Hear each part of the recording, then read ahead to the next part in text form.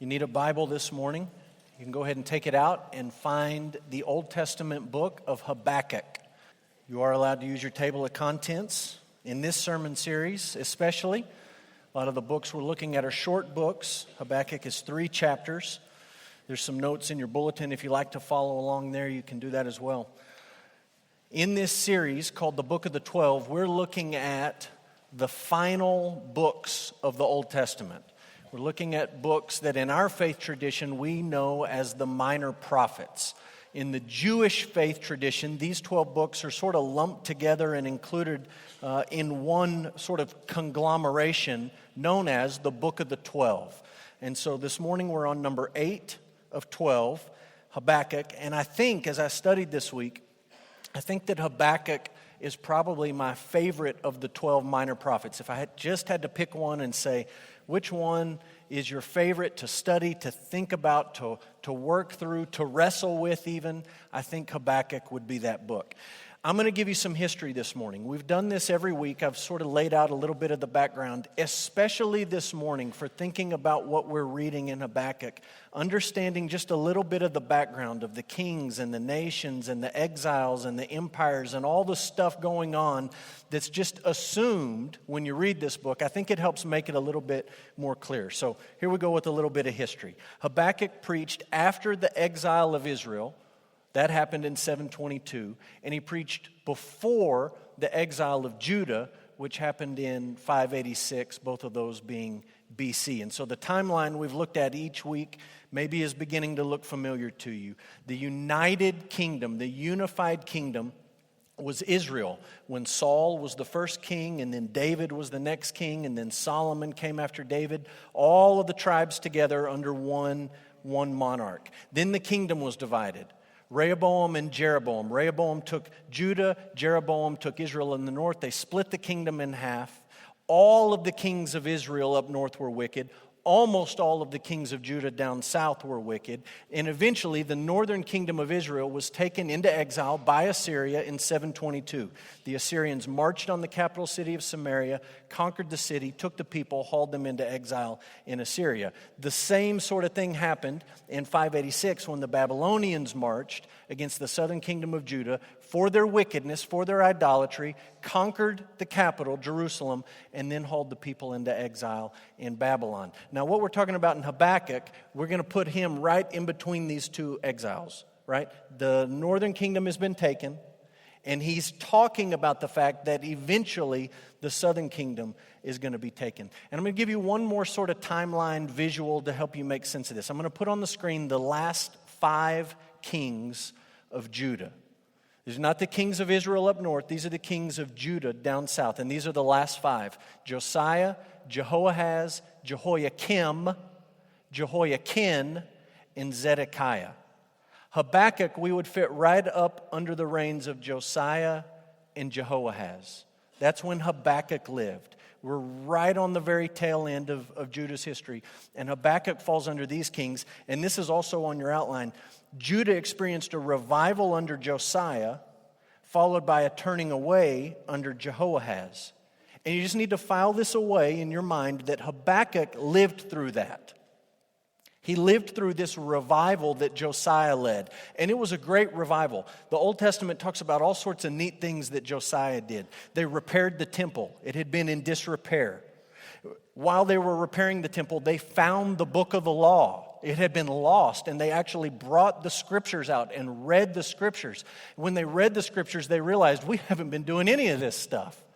And they went around and they smashed all the idols. It was not optional. It was gather up all the idols and smash them. We are not worshiping idols anymore. And the text says they even celebrated the Passover.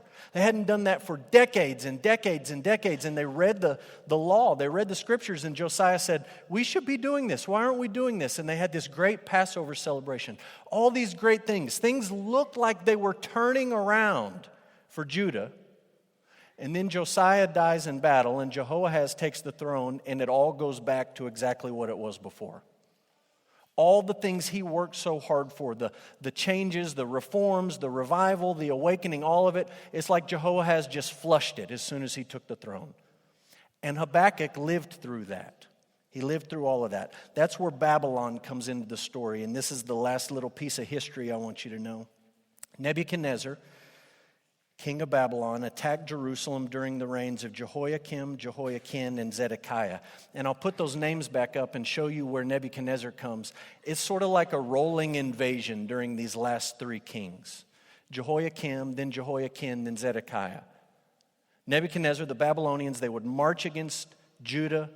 They would subjugate the people. They would take some of them into exile.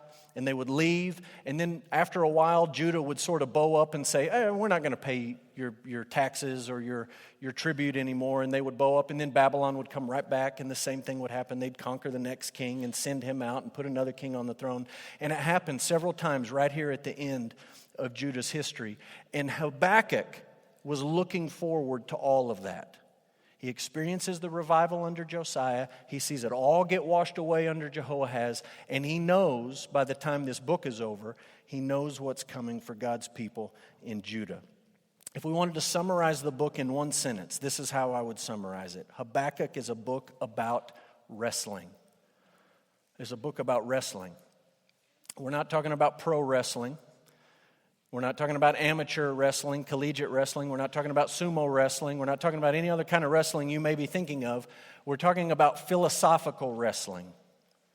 This is a guy who was trying to reconcile ideas in his brain, and he doesn't see how they can both be true. He's trying to make sense of these two ideas, if I could just say it broadly. How is it that God, the God of Israel, Yahweh, the Lord, how is it that he can be a good God, and yet so much evil and suffering exist in the world at the same time? How can both of those be true? How can I wrestle or reconcile these two truths in my brain? That's what Habakkuk is wrestling with. Now, a couple of things just about Habakkuk. His name means to embrace or wrestle. And when I say it means to embrace, I don't mean like, oh, I miss you, let me have a hug. I mean like to grab somebody violently. To bear hug them, if you want to use that term. That's what his name means. And he's taking these philosophical, theological ideas and he's grabbing hold of them and he's wrestling with them to try to make sense of how they can both be true. He was a contemporary of Jeremiah, just to sort of put him in the context of the Old Testament. These two guys lived about the same time. And he possibly came from a priestly family. There's really not anything in the text that says he was a Levite or he came from a priestly family, but when you get to the end of the book and you read the poetry that comes in Habakkuk 3, some Bible scholars and Bible commentators say this sounds like something that a priest would write, and we're going to talk about that later on this morning. I do need to tell you this before we jump into the text. I told you last week that Nahum and Habakkuk are very difficult books to sort of accept. The message is not so hard to understand. The message is pretty plain. You can make sense of what they're trying to communicate. But to take in some of the ideas and some of the things that you see in these books can be very difficult for folks. And so last week we saw some of the language that Nahum used as he described what God was going to do to his enemies, the Assyrians. And you read some of those things and you say, well, that doesn't sound like something that God would do, but Nahum is challenging the way that you think about God and the way that I think about God. Habakkuk doesn't really have anything as shocking as what we saw in Nahum, but what you find in Habakkuk is sort of a setup to get an answer to a question that you probably really want to be answered, and you may not get the answer that you expected. You may not get the answer that you wanted. And so that's what we're going to try to work through this morning as we look at Habakkuk. The interesting thing about this book is that it's a conversation. The job of the prophet in the Old Testament was to listen to God and then turn around and speak to the people. And to begin it with, you've read it many times in the Old Testament, thus saith the Lord. This is what God says to you. I have heard from God, and now I am delivering his message. It's as if he is speaking directly to you. That's what you expect from a prophet. What you find in Habakkuk, at least at the beginning, is a conversation. Habakkuk asks a question to God, and God actually gives him an answer. And then he actually follows it up with another question, and God gives another answer. And we're going to walk through that conversation right now. Habakkuk's conversation with God. It starts with question 1 from Habakkuk, and the question is this: Why are you overlooking the sin of your people? Why are you overlooking the sin of your people? Look in the text, if you have your Bible open, Habakkuk chapter 1, and let's just read verse 2, 3, and 4. Here's the question. O Lord, how long shall I cry for help and you will not hear? Or cry to you violence and you will not save? Why do you make me see iniquity, and why do you idly look at wrong?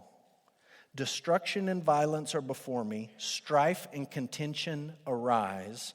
So the law is paralyzed, and justice never goes forth. For the wicked surrounds the righteous, so justice goes forth perverted. Do you understand what he's asking God? He's lived through a tremendous revival under Josiah, and then he watched all of that get flushed away. And he's looking around, and he sees all the sin and all the evil and all the idolatry and all the wickedness and all the filth, all the yuck taking place in Jerusalem and in Judah. And he's looking at all that, and he's saying, God, why don't you do something?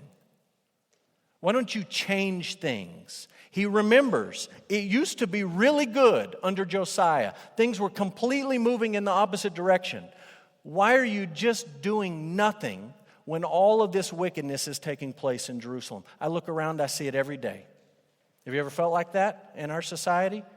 You look around and you say, God, what in the world is going on? How can these headlines be true? How can the news stories be real? Just when you think it can't get any worse, it gets worse. You're not the first person in history to have those thoughts. You may think, oh, but it's worse now, it's way worse now. But Habakkuk in his day said, I can't believe it. How could it get any worse? And God, why don't you do something about it? Why did he let it get so bad after it had been so good? Why did he just remain silent in the face of such evil? That's a question that human beings have wrestled with from the beginning. God, why are you silent when it seems like you ought to say something or do something about what's going on? There's a Bible scholar named John Feinberg, and I like the wisdom that he offers at this point. He says, the silence of God in human affairs, then in Habakkuk's day and now, has ever been difficult to understand. It's hard to think about it. But it doesn't mean there's not an answer. And it doesn't mean that divine wisdom is incapable of coping with the situation. I realize that you experience the exact tension that Habakkuk is wrestling with. God, it's so evil. Why don't you do something? Why are you silent? And Feinberg is reminding us the same thing we're about to see in Habakkuk. It's not that God is unaware. It's not that he's uninterested. It's not that he's incapable. It's a difficult thing to wrestle with in your mind, but don't just check it off and say, well, God must not know, or God must not care, or God must not be able to do anything about it. That's where God responds to the prophet, and here is the answer to his question. God's answer is that he would send the Babylonians to punish Judah.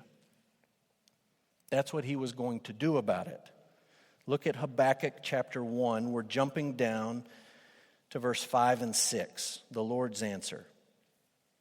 Habakkuk asks his question. Here's the reply. Look among the nations and see.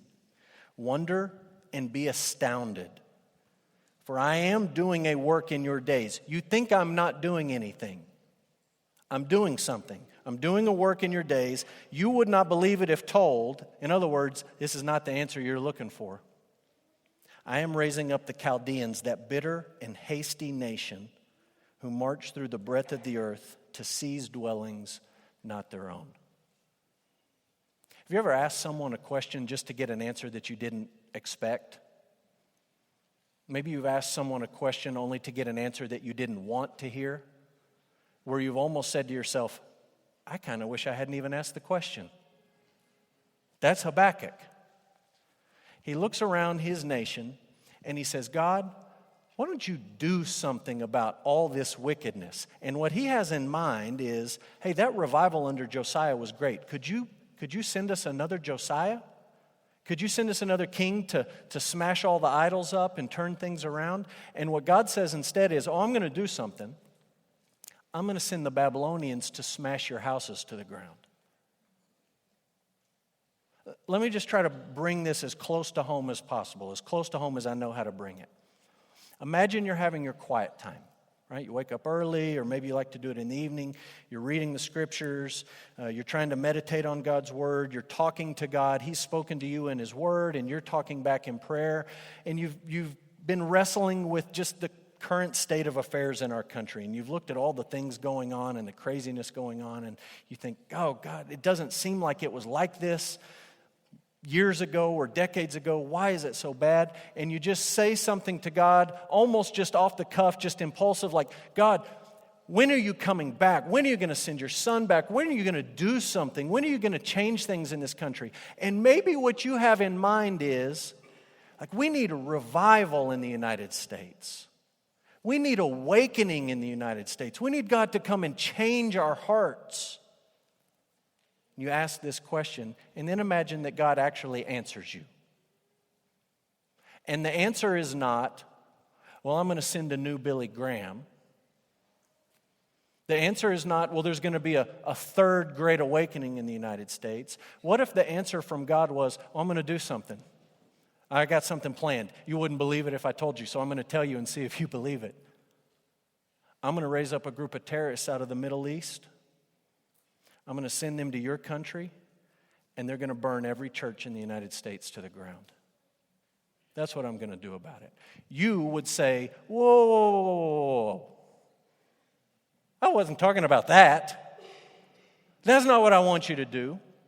Like the chill that may send up your spine, that's the chill that went up Habakkuk's spine when God said, oh, I'm going to do something. I'm going to send the Babylonians, the people who march through the earth just smashing homes and cities and communities and nations. I'm going to send them against you. So question 1, why are you overlooking the sin of your people? Answer 1, God says, I'm going to send the Babylonians to punish you, which leads to another question. Question 2 from Habakkuk, how can a holy and righteous God use a wicked nation like Babylon? Habakkuk wanted another answer. Wait a minute. How are you going to use those people? They're the worst of the worst, and you're going to associate yourself with them? Look what he says in Habakkuk 1, verse 12 and 13. This is his response to the Lord. He says, are you not from everlasting, O Lord, my God, my Holy One? We shall not die. O Lord, you have ordained them as judgment. In you, O Rock, have established them for reproof. You who are of purer eyes than to see evil and cannot look at wrong, why do you idly look at traitors and remain silent? When the wicked, pay attention to this, when the wicked, insert Babylon, swallows up the man, insert Judah, more righteous than he. You ever asked your kids or your grandkids a question and you've asked the question in such a way that you lead them to the answer that you want to hear? Right? It works with your kids and your grandkids. It doesn't work with God. That's what Habakkuk is trying to do with God. He's setting this whole thing up. And let's give him a little bit of credit. He goes back to a pretty good baseline. He goes back to the holiness of God, and he says, wait a minute. You're the Holy One. Your eyes are too pure to just look on evil and pretend it's not happening. You're the Holy One. How in the world are you going to just do nothing when the wicked guys, Babylon, come to destroy the righteous people, Judah? And do you see that at that point he's completely lost focus on reality? The first question was, look around my nation and all I see is wickedness and sin and idolatry. It's terrible. But then he compares himself to Babylon, and all of a sudden he describes himself how? Righteous. That's the danger in you comparing yourself to your neighbor. You can always find somebody that looks worse than you. And Habakkuk did it. Look, when I compare Judah to Babylon, we look pretty good. How are you going to use a wicked nation to punish a righteous nation? But if he did the right thing, and if he compared Judah himself, Jerusalem, to the Holy One, he would be back at his first question. God, we're wicked people. I see it every day, and you don't seem to be doing anything. You can't have it both ways. You can't at the one time confess to God how sinful you are, and then out of the second breath that comes out of your mouth, try to tell God how righteous you are, but that's what Habakkuk is doing. Why do you look idly at sin? God says, well, I'm not going to do it forever. I'm going to send Babylon. And Habakkuk says, you're too holy to use those people, those wicked people, those bad people. How is all that going to work? And here's God's final answer. This is the part of the conversation you may not like. The righteous will live by faith. The righteous will live by faith. Look at Habakkuk 2, verse 2 and 3. The Lord answered me. This is what the Lord said, quote, write the vision, make it plain on tablets so he may run who reads it. For the vision awaits the appointed time. It hastens to the end. It will not lie. If it seems slow, wait for it. It will surely come. It will not delay. All of that is sort of poetic, prophetic language for God saying to Habakkuk, I want you to write this down so that down the road people can look back and see your prediction, your prophecy. And it's not going to happen today, and it's not going to happen tomorrow, and it's not going to happen next week. It may seem slow in coming, but this is what's going to happen. And look at verse 4, the most important verse in Habakkuk. Behold, his soul is puffed up. It is not upright within him. He's talking about Babylon, and he says, these people are wicked people. You're right about that. Their soul is puffed up. They're proud. They're arrogant. They're boastful. They're godless. Their soul is not right within him, but, Habakkuk 2:4, the righteous shall live by his faith. If you want to put yourself in the category of the righteous man, Habakkuk, you're going to have to live by faith. At this point in the conversation, God simply didn't feel the need to explain himself to the prophet anymore. So he didn't. Right? He's engaged in one Q&A. Why are you sitting by idly, overlooking the sin of your people? And God says, I'm not idle. I'm doing a work in your day, and I'm going to send the Babylonians. And he says, how is that going to play out? You're holy, and they're so terrible. What in the world is going on? And God just looks at him. He doesn't give him any more answers. He just says, Habakkuk, the righteous is going to live by faith. You just need to trust me. My job is running the universe. And your job is trusting that I know what I'm doing at my job. Not questioning, not asking questions, not second guessing, not making suggestions. The righteous is going to live by faith, that I know what I'm doing. This is a lot like Job, right? Where Job questions the Lord and he's wrestling with evil and suffering and all of these same sorts of big philosophical issues. And when God finally shows up to Job, he just doesn't remind him or he just doesn't answer any of his questions. What he does is remind him of who God is and who's not God. Job, I'm God and you're not. So start acting like you're not God. And in a nutshell, that's what God says to Habakkuk. Habakkuk, I've told you what I'm going to do. Write it down so that everyone knows when it happens that I predicted it through you. Put it on paper. And then I'm just going to need you to trust me. The righteous will live by faith. I'm not going to answer all of the questions that you have. I just want you to trust me. So we jump into this conversation between Habakkuk and God 2,000 years later. And the question is, what do we do with this? What do we take from this book and apply to our lives? I want to give you 4 thoughts. Number 1, recognize the absolute sovereignty of God. Just stop and reflect on it and admit that it's real. Don't try to qualify it. Don't try to explain it away. There's some things we read in the Bible, we read over it so quickly because it's so familiar to us. We're churched, we're Sunday schooled, we're VBS'd, we've heard it all before. But look what it says in Habakkuk 1:6. God says, I'm raising up the Chaldeans, the Babylonians. The most powerful people on earth are under my command, my control. I'm raising them up. They're not doing this on their own. I'm behind that. This is in Habakkuk, but it's really throughout the Old Testament. It's even in the New Testament. This idea that all of the nations of the earth, for all their power, for all their glory, for all their plans, for all their boasting, for everything that they think that they're doing, God's behind it. He raises nations up and He brings them down. He uses nations for His purpose, and then when He's done, He's done. Habakkuk is reminding us that God is completely, absolutely sovereign. He does whatever He wants to do, whenever He wants to do it. He doesn't need our permission or blessing, and there's no question as to whether or not it's going to happen or not. He doesn't say to Habakkuk, well, let me tell you what I'm cooking up. I'm going to do my best to use these guys right over here, the Babylonians, and my plan is, if it all goes according to plan, He just says, this is what I'm going to do, and it's going to happen. He's absolutely sovereign. You couple that with the second thing on this section of application, we've got to recognize our responsibility before God. Yes, He is sovereign, absolutely sovereign. We don't put any limit on that. That's part of what it means to be God, to be sovereign. If He's not sovereign, He's not God.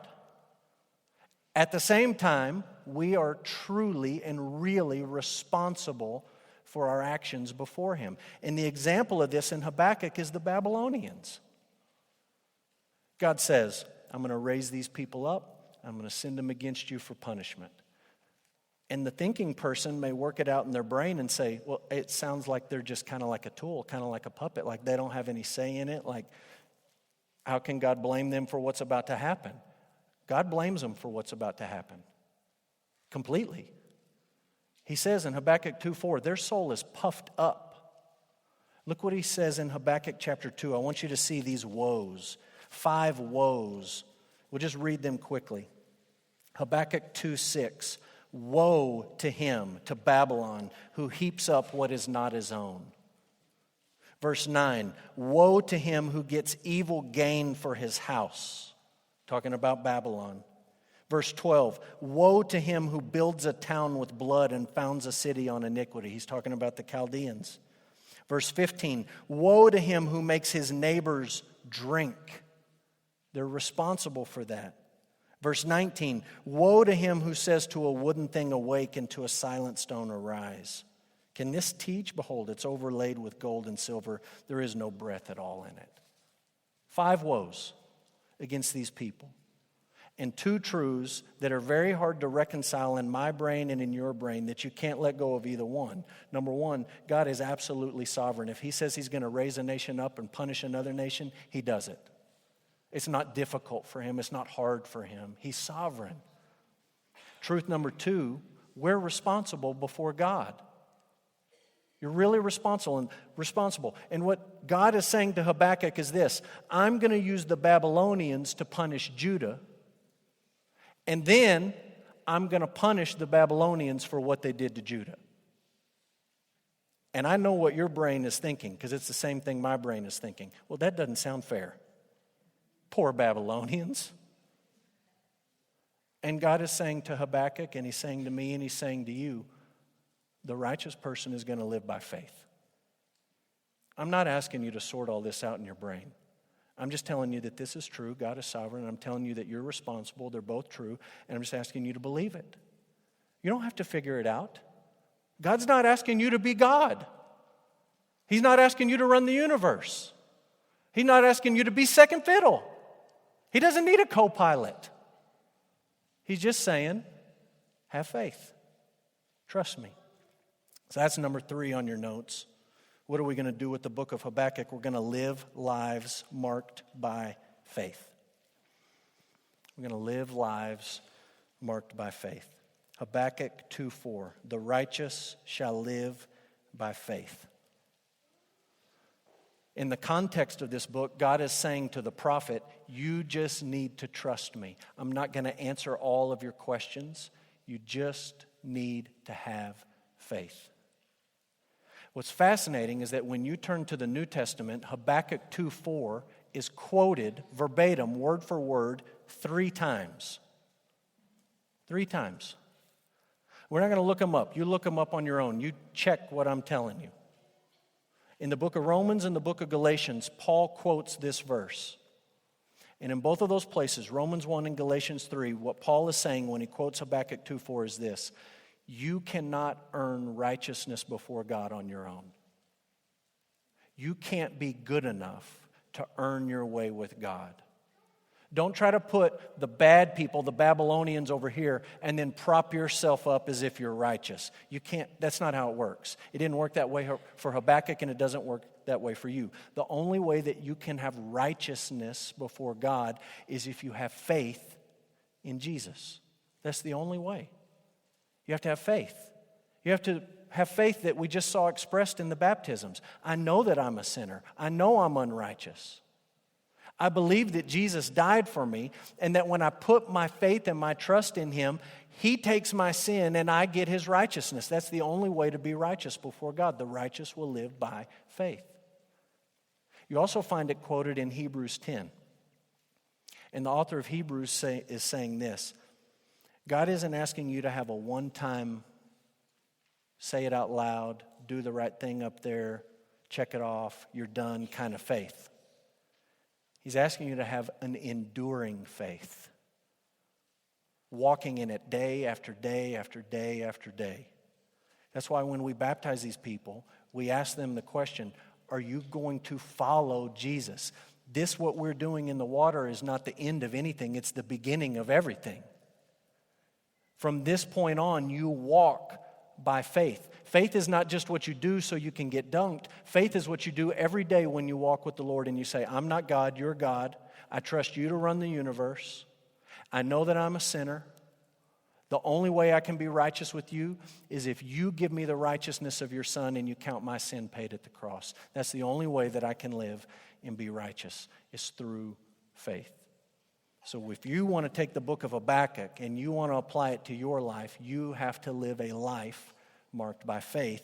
And last, number 4, don't close your Bible because we're going to read. Live lives. We are going to live lives marked by worship. Worship. Take your Bible and look at Habakkuk 3. I just want to point out a few things at the end. We won't read all of it. You can go back and read some of it. I just want you to notice a few things. That the book ends with a song, or if you wanted to use the Old Testament word, you could say it ends with a psalm. I know it's not in the book of Psalms, but that's what he's written at the end. Notice what he says in Habakkuk 3:1, a prayer of Habakkuk the prophet according to the Shigionoth. It's a big, long Hebrew word that just rolls off the tongue nicely. It's a word you find in the book of Psalms, I believe it's Psalm 7, to describe the tune that you use to sing the song. Right? Be like me saying, okay, I'm going to give you this poem and you're going to sing it to America the Beautiful. You would know the tune and you would take the words and use that tune. And that's what Habakkuk is saying. He's saying, I'm giving you the words, you're going to sing it, and here's the tune. Look at the end of Habakkuk 3:3. You see the word maybe down, maybe in italics, maybe offset to the right, the word Selah. You find that word all the way through the book of Psalms. And it's sort of a word that when we read through the scriptures, we don't always read it out loud, but the idea is almost like a rest, a stop. Maybe a musical rest or a musical stop, but more than that, a stop for your heart. It's the author telling you, don't rush through this. You need to slow down and you need to think about this. Before you read any further, why don't you just meditate on what you just read in the scripture and think about it and be intentional about what you're reading or what you're singing. Look at the very end, Habakkuk 3:19. It says, to the choir master with stringed instruments. Apparently you're supposed to play it with guitar. I don't know. That's what Habakkuk says.